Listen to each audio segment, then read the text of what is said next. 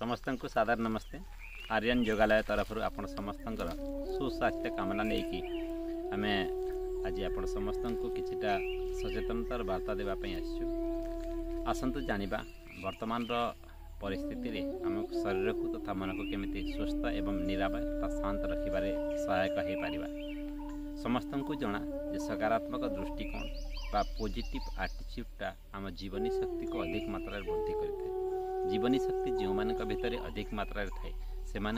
रोग प्रतिरोधक क्षमता अधिक मात्रा थाए। रोग प्रतिरोधक क्षमता अधिक थिबा द्वारा विशेष भाव में बाह्य संक्रमित रोग मान दाउरू बंचापी आमर क्षमता अधिक मात्रा बढ़ी थाए। वर्तमान रे जो भली भाव में कोरोनार सिचुएशन कोरोनार संक्रमण बढ़ी बढ़ी चली से परिस्थिति रे आमे ऋषि सन्यासी मानकर वाणी को जदि टिके मात्र विचार करिबा ताहेले आमर स्वास्थ्यर सचेतनता हेबा सहित सुस्वास्थ्य कामी हो पारिबा।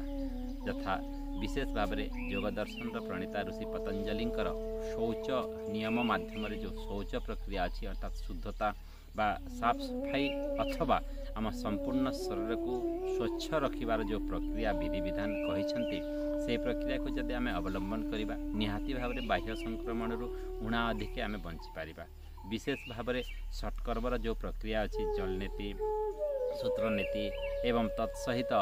कुंजल प्रक्रिया कपालभाति प्रक्रिया आदि प्रक्रियार माध्यम आम संपूर्ण शरीर को शोधन करिकी शरीर भितर व्याप्त थिबा विभिन्न प्रकार वायरस विभिन्न प्रकार संक्रमणकारी तत्व मान को आम संपूर्ण भाव में नाश करिपारिबा। द्वितीय पक्ष को जदि आम विचार करवा ऋषिचरक एवं सुश्रुतों माध्यम रे तो आहार प्रक्रिया को आम शुद्धतार रूप देकी सात्विकतार रूप देकी आम संपूर्ण शरीर को निरोग करिबारे आम सहायक हो पारिबा। उपयुक्त मात्रा रे विटामिन उपयुक्त मात्रा रे मिनरल्स उपयुक्त मात्रा रे कैल्शियम प्रोटीन्स उपयुक्त मात्रा रे विटामिन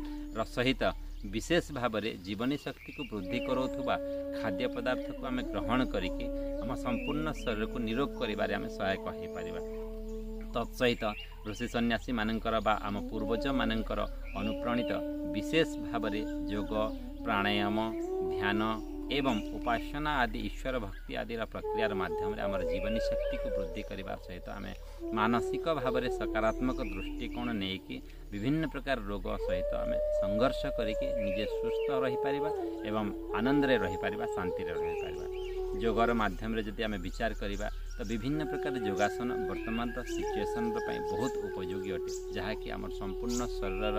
रक्त प्रवाह को सक्रिय करिवार सहित मांसपेशी मान को सक्रिय करिवार सहित जीवनी शक्ति को वृद्धि करिवार सहायक होता है। तन्मध्यरु सूर्य नमस्कार एपरी एक प्रक्रिया जहाँकि आम संपूर्ण जीवनी शक्ति को उत्तरोत्तर वृद्धि करिवार दिन प्रतिदिन सहायक होता है। द्वितीय प्रक्रिया भुजंगासन सीरीजर समस्त प्रकार आसन जहाँकि आमर हार्मोनिकल इम्बैलेंस को बैलेंस करिवार सहित डाइजेस्टिव सिस्टम को स्ट्रॉन्ग करवा एवं लंग्स चेस्ट रीजन्स समस्त प्रकार पार्ट्स को स्ट्रांगली एक्टिवेट करिवारे सहायक होता है। विशेष भाव में थायराइड ग्लैंड को एक्टिव करिवार सहित मानसिक दुश्चिंता को दूर करिवारे सहायक होता है। द्वितीय प्रक्रिया प्राणायाम प्रक्रिया जहाँकि वर्तमान सिचुएसन में ऑक्सीजन अभाव कराल गति जो चली से अवस्था को दूर करने आम निज निज भितर ऑक्सीजन मशीन फिट करिपरिबा जहाँकि अनुलोम विलोम प्रक्रिया नारे परिचित अटे। अनुलोम विलोम प्रक्रिया आम जो प्रक्रिया करुचे से अनुलोम विलोम प्रक्रिया माध्यम आमर संपूर्ण शरीर को ऑक्सीजनाइट करिपरिबा जहाँकि दीर्घ समय पर्यंत कार्यकारी होता है दीर्घ समय पर्यंत उपकारी होता है। अनुलोम विलोम सहित भस्त्रिका प्राणायाम जहाँकि प्रातः काल समय रे विशेष भाव में लंबा गभीर श्वास प्रश्वास नेबा एवं छाड़बार प्रक्रिया को आम अवलंबन करें से प्रक्रिया द्वारा मध्य लंग्स एक्टिवेशन कैपेसिटी बहुत मात्रा वृद्धि होता है। तृतीय प्रक्रिया विशेष भाव में आम आयुर्वेद को सहज साध्य भाव में ग्रहण कर आयुर्वेद कहले पार्टिकुलाली कौन कंपानी आम विचार करवानी पार्टिकुलाली आम विचार करवा आम चतुष्पार्श्व थिबा जड़ीबूटीर विषय जहाँकि दालचीनी शुंठी गोलमरीच हलदी पिपिली तुलसी गिलया गुड़ुची जहाँ कौच आम तो ये सब को उपयुक्त मात्रा नहीं कि कुटी पीसी रखिकी आम प्रत्येक दिन से काढ़ा तैयारी करके सकाले संध्यारे सेवन करके आमर बाह्य संक्रमण बंचार सहित विशेष भाव में आम रोग प्रतिरोधक क्षमता को बढ़ाई पारिबा इम्यूनिटी लेवल को बढ़ाई पारिबा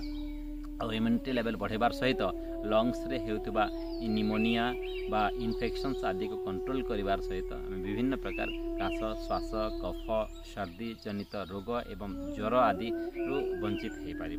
एसबू को अवलंबन करने चेष्टा करने उचित तत्सहित सकारात्मक विचार को बढ़ावाई निज निजर अंतरंग बंधु मान सहित संपर्क में रुहतु विशेष भाव में हास्य विनोदर सहित जड़ित रुहतु जीवन को हंसवाई चेष्टा करूँ जीवन को जीवाई चेष्टा करूँ मरुंच समस्ते आम जानूँ किंतु आम जीवाई प्रयास करने द्वारा आम आगामी समय बंचिक रही पारिबा एवं समाज को गोटे दिग्दर्शन दे पारिबा। सकारात्मक दृष्टिकोण अपनातु घरे रुहतु।